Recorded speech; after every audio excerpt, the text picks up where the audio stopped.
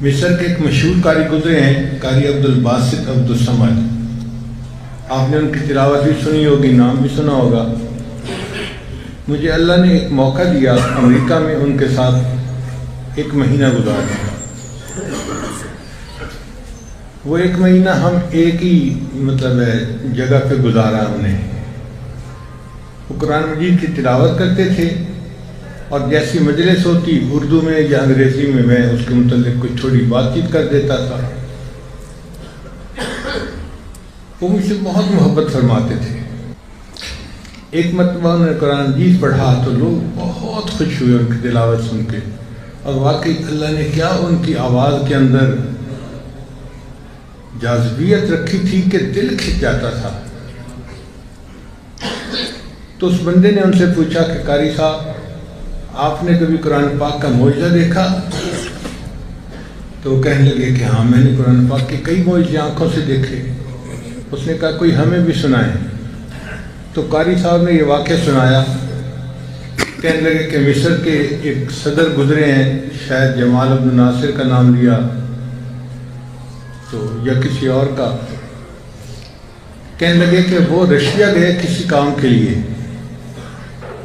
تو جب میٹنگ مکمل ہوئی تو رشیا کے جو لوگ تھے گورنمنٹ کے، انہوں نے کہا کیا تم مسلمان بنے پھرتے ہو اور پسماندہ قوم ہو اور یہ ہے اور ذلت میں پڑے ہوئے ہو، تم اگر ہماری طرح کمیونسٹ بن جاؤ تو ہم یہ ریڈ بک تمہیں دیتے ہیں، ترقی یافتہ قوم بنا دیں گے.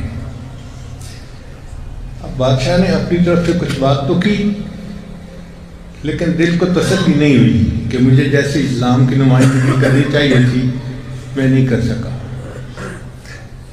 کچھ چند مہینے کے بعد ان کو دوبارہ چکر لگانا تھا. قاری صاحب کہتے ہیں کہ مجھے پیغام ملا کہ آپ نے صدر صاحب کے ساتھ ماسکو جانا ہے، رشیا جانا ہے.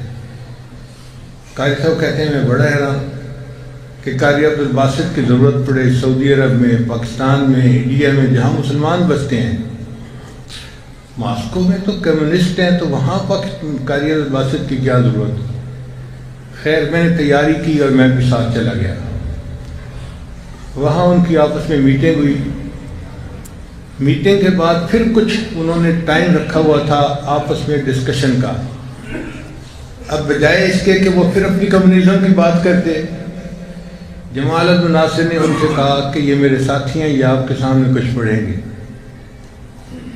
تو وہ نہیں سمجھے. وہ کہنے لگے آپ کیا کہہ رہے ہیں؟ اس نے کہا کہ یہ کچھ پڑھنا چاہتے ہیں. وہ کیا پڑھنا چاہتے ہیں؟ قرآن پڑھنا چاہتے ہیں. وہ کیا جانے کیا ہوتا ہے قرآن.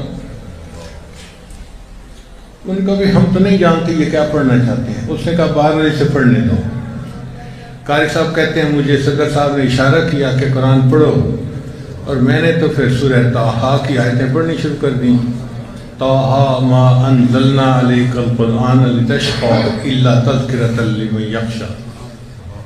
حتیٰ کہ میں ان آیات پہ پہنچا جن کو سن کر کسی زمانے میں سیدنا عمر فاروق لانو بھی ایمان لے آئے تھے.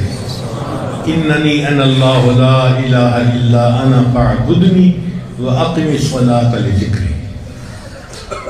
فرماتے ہیں جب میں نے وہ آیات پڑھ لی تو میں نے مکمل کی تلاوت اور سر اٹھایا تو میں نے دیکھا کہ جو سامنے دہریے بیٹھے ہوئے تھے نا رشین، ان میں سے 4-5 ایسے بندے تھے جو آنسوؤں سے رو رہے تھے.